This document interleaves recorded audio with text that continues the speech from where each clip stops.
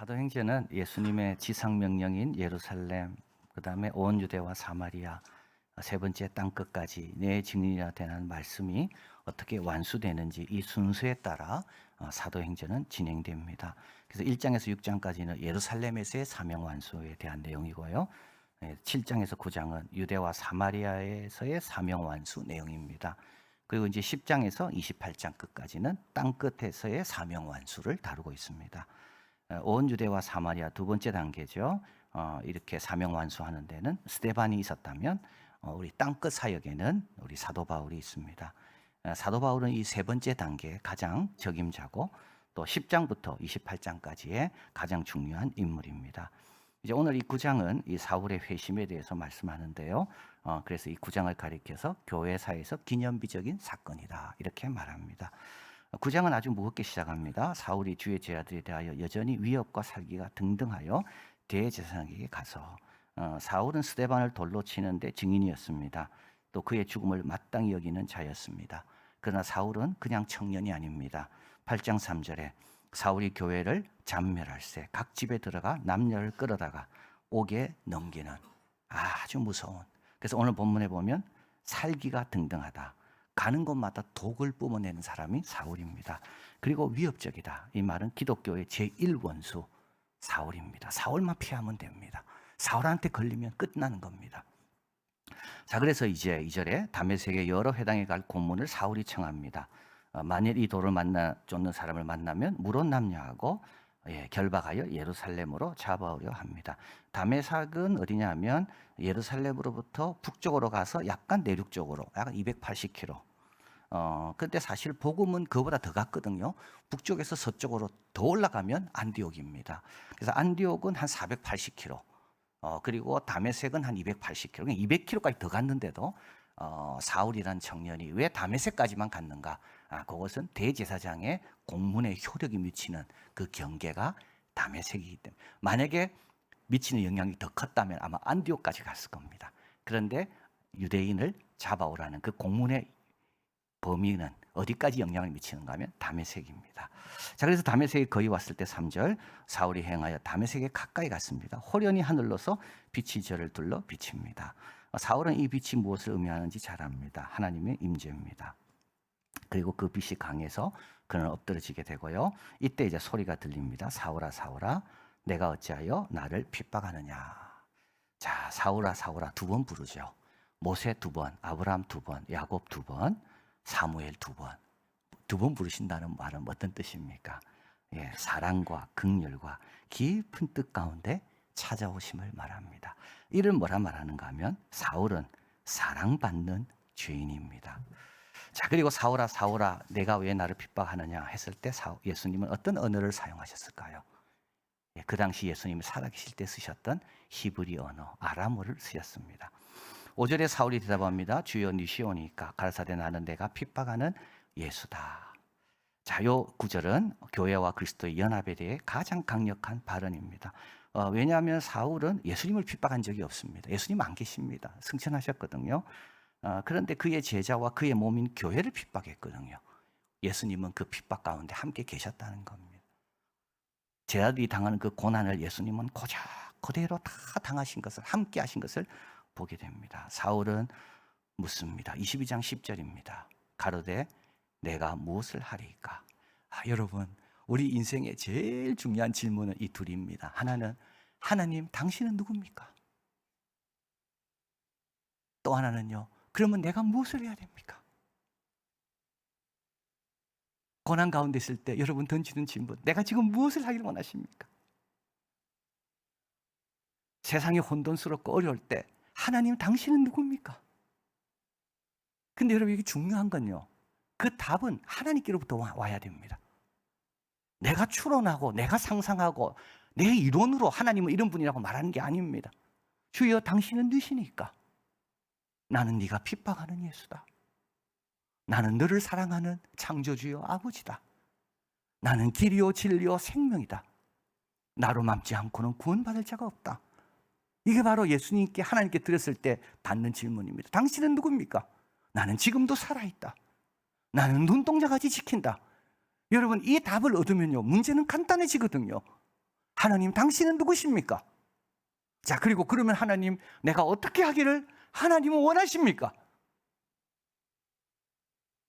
믿어라, 참아라, 사랑해라, 지켜라.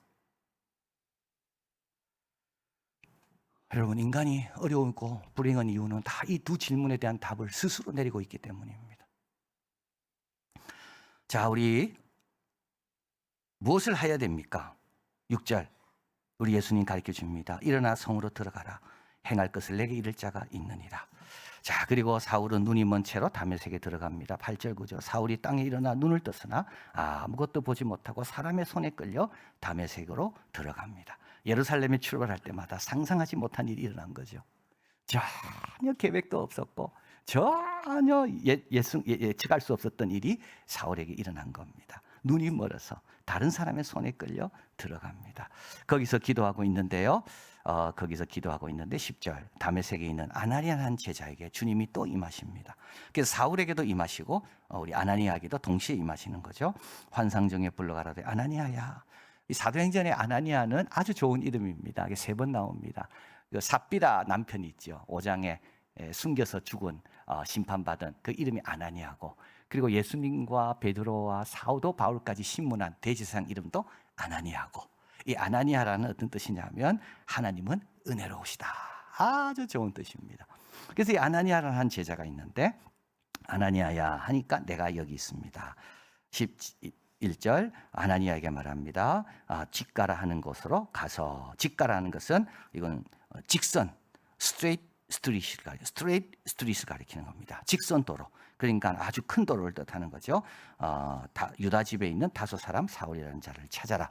저가 기도하는 곳이다. 저가 아나니아라는 사람이 들어와 자기에게 안수하여 다시 보게 하는 것을 보았느니라. 그래서 주님께서는 사울에게도 아나니아가 올 것이다 말씀해 주시고, 아나니아에게도 사울에게 다 말해놨으니까 너는 가면 된다라고 말씀합니다. 그리고 그때 아나니아가 대답합니다. 이 사람에 대하여 내가 여러 사람에게 들었습니다. 여기서 주의 이름을 부르는 자를 결박할 권세를 받았습니다. 주께서 말합니다. 가라. 이 사람은 내 이름을, 이방인이 먼저 나오죠. 사도 바울의 주 사역은 이방인, 임금 이스라엘 자손들에게 전하기 위한 택한 나의 그릇이다. 그래서 예수님께서 우리 사도 바울을 부르신 이유는 단지 예수를 믿게 하기 위해서가 아니라 예수님을 위해서 사명을 감당하기 위해서 부르셨다는 걸 알게 됩니다. 17, 18절 아나니아가 순종합니다. 집에 들어가 그에게 안수합니다. 연대와 위임입니다. 형제 사울아, 주 곧 내가 오는 길에서 나타나신 예수께서 나를 보내어 너를 다시 보게 한다.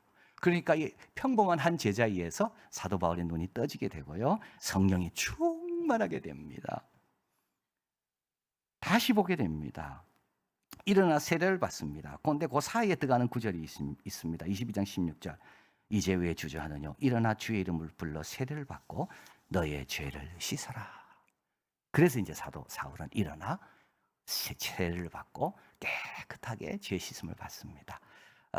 이 모든 것은 사도가 아니고 평범한 한 제자, 그 손은 아나니아의 손이지만 역사는 예수님의 권능입니다. 자, 그래서 이제 사울은 성령을 받고 세례를 받은 뒤 22절 제 아들과 함께 거하면서 회당에 가서 예수의 하나님의 아들 되심을 전파합니다. 요거는 스데반이 이것 때문에 죽었죠. 아주 위험한, 이거는 선언인데요. 이거는 목숨을 걸어야만 할 수 있는 이 선언입니다. 그런데 사울은 예수님을 만났고 자기가 그 예수님에 대해서 얼마나 큰 잘못을 저질렀고 그것을 철저히 회개한 다음에, 그래서 사울은 토론에서도 뿐만 아니라 죽음에서도 각오가 되었다. 자, 그리고 21절 이게 아주 중요합니다. 사울은 힘을 더 얻습니다. 예수를 그리스도라 더 증명합니다. 다메섹에 사는 유대인들을 굴복시킵니다. 여기 힘을 얻는다는 말은 물리적 힘이 아닙니다. 개념에 있어서 강해지는 겁니다. 말씀의 뜻이 분명해지면요, 확신이 더 공고해집니다. 내가 이게 맞나 안 맞나 했는데 와, 이 믿음의 선배들도 이렇게 살았구나라는 것을 딱 확신하게 되면 개념을 잡잖아요. 내가 더 공고해지는 겁니다. 자, 그래서 톰 라이트의 표현에 의하면 하나님의 모든 옛 약속들, 사도 바울이 아주 잘 아는 약속들이 공처럼 하나로 뭉쳐져서 열린 문을 지나 그 넓은 너머의 세계로 막 돌진한 것 같습니다. 막 흩어졌던 것들이 예수 그리스도 안에서 하나로 단단하게 뭉쳐지는 겁니다. 그리고 그 뭉쳐진 힘이라는 게 얼마나 큰지 새로운 세계를 우리를 안내하는 구약이 그런 식으로 이해가 딱 되는 겁니다. 그러니까 힘을 얻고 더 얻는 거죠. 율법과 예언서가 완전히 새롭게 되고 더 온전하게 된 겁니다. 그러니까 사도 바울은 율법에 대해서 얼마나 잘 아는 사람이었습니까? 그런데요, 예수 그리스도가 율법 안에 딱 들어오니까 이 모든 율법이 질서가 딱 잡히고 율법의 방향이 딱 정해지면서 그 개념이 뭔지 확실하게 된 겁니다. 그래서 사도 바울은 힘을 얻고 더 얻는 겁니다. 자, 그리고 여러 날 지난 다음에 유대인들은 사울을 죽이려고 공모하고요. 22절에 그의 제자들, 누구의 제자들일까요? 사울의 제자들입니다. 사울은 벌써 제자를 만들었습니다. 밤 강줄에 담아 사울을 따라 성에서 내려갑니다. 피하게 합니다. 예루살렘으로 돌아오게 되고요. 26절, 제 아들을 사귀고자 하나 다 두려워합니다. 이때 바나바의 도움을 통해 사울의 회심이 진정인 걸 확인한 다음에 28, 29절 사울이 제 아들과 함께 있어 예루살렘에 출입합니다. 제 아들과 함께. 그리고 헬라파 유대인들과 변론을 하는데 스데반을 죽인 것처럼 이들은 또 사울도 죽이려고 합니다. 사울이 회심 이후 처음부터 대면해야 됐던 것은 뭘까요? 핍박과 죽음의 위험입니다. 그런데 핍박은 받지만 사도 바울은 죽지 않습니다. 몇 년 더 살았을까요? 28년 더 살았습니다. 그리고 여러분, 길리기아라는 사도 바울의 고향이 있는 그 속주, 갈라디아서가 있는 갈라디아 그 속주, 터키의 아시아 속주, 건너와서 고린도, 데살로니가, 베레아가, 빌립보가 있는 마게도니아 속주, 내려오면 아덴과 고린도가 있는 아가야 속주, 엄청난 영역에 교회를 세웁니다. 그리고 신약 성경 13권을 적습니다. 나의 갈 길 다 가도록 주님이 다 지켜주시는 겁니다. 아무리 죽이려고 위험해도요, 아무리 나는 죽을 각오가 돼 있어도요, 죽지 않습니다. 30절, 형제들이 알고 가이사라로 데리고 가서 다소로 보내게 됩니다. 여기서 우리는 회심의 특징이 무엇인지 알게 됩니다. 회심은 하나님이 주도하시는 겁니다. 사울이 계획한 게 아닙니다. 어느 누구도 사울의 회심을 놓고 기도했을까요? 저런 원수가 회심하라고 아무도 생각 안 했을 겁니다. 아무도 사울이 이렇게 변할지 아무도 상상할 수 없었습니다. 하나님이 주도하신 겁니다. 그리고 예수님 회심은 예수님과 인격적인 만남입니다. 그를 주로 부르고 그를 사랑하고 그를 순종하는 것이 진정으로 내가 변화되고 그의 영이 거하는 증거입니다. 그리고 회심은 예수님의 공동체와 연대하게 됩니다. 이런 말이 있습니다. 바울이 바울로 남아있을 수 있었던 이유는 바로 바울과 함께했던 교회 때문이라. 바울은 회심하고 혼자 살지 않았습니다. 다메섹 형제들과 함께 지냈고요. 예루살렘에 와서는 예루살렘 형제들과 함께 지냈고요. 안디옥에 가서는요, 안디옥 교회 형제들과 함께 지냈습니다. 바울은 바울이 될 수 있었던 이유는 바울은 늘 형제들과 함께 했기 때문에. 그리고 회심은 예수님에 대한 사명감을 분명히 합니다. 사도 바울이 핍박받은 이유는 딱 하나입니다. 사명입니다. 사명을 감당하기 위해서, 증인의 삶을 살기 위해서 그런 핍박받은 거예요.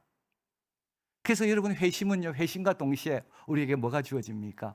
내 사명이 주어진다고요. 나를 부르신 그 뜻이 있다고요. 자, 이제 우리는 사도행전의 두 번째 요약 구절이 접하게 됩니다. 그래서 이제 회심 다음에 9장 31절이죠. 그리하여 온 유대와 갈릴리아 사마리아 교회가 평안하여 든든히 서가고 주를 경외함과 성령의 위로로 진행하여 수가 더 많아지게 됩니다. 여러분, 평안할 때 방심하면 안 됩니다. 평안할 때 든든해지려고 노력해야 됩니다. 평안할수록 하나님이 주신 이 좋은 기회를 내가 더 뿌리받고 더 높이 성장하리라 든든해지려고 노력해야 됩니다. 그리고 사울같이 살기가 등등하고 위협적인 사람이 있다 할지라도 주를 경외해야 됩니다. 아나니아처럼 떠나지 않고 자기 자리를 지키는 겁니다. 그러면 성령의 위로, 성령의 역사, 회개할 자는 회개할 것이고요, 우리는 쓰임받을 것입니다. 그래서 어떻게 됩니까? 수가 더 많아지고 복음은 더 앞으로 나아간다. 평안할 때 든든해지려고 노력하시고요, 위협 있을 때도 주를 경외하려 하십시오. 그러면 하나님께서 알아서 역사하신다. 기도하겠습니다. 사랑의 하나님 감사합니다. 참 사도 바울의 회심에 대해서 저희들 배웠습니다. 저희들도 우리를 이렇게 부르셨고 또 우리에게 귀한 사명을 주셨습니다. 하나님 평안할 때 방심하지 않게 하시고 평안할 때 든든하게 세워 믿게 도와주시고 그리고 사울처럼 위협과 살기가 등등하여 여전히 위협적인 존재가 있다 할지라도 우리 하나님이 알고 계심을 기억하고 저희들은 여호와를 경외하며 신실히 주님을 잘 따라서 주님이 택한 자 구원받을 것이고 이미 택한 자들은 그 구원의 역사에 쓰임받을 것이고 그래서 예수님께서 우리에게 명하신 그 사명을 이루는데 우리 한 사람 한 사람 요긴하게 쓰임받도록 축복하여 주시옵소서. 모든 말씀 예수 그리스도 이름으로 기도하옵나이다. 아멘.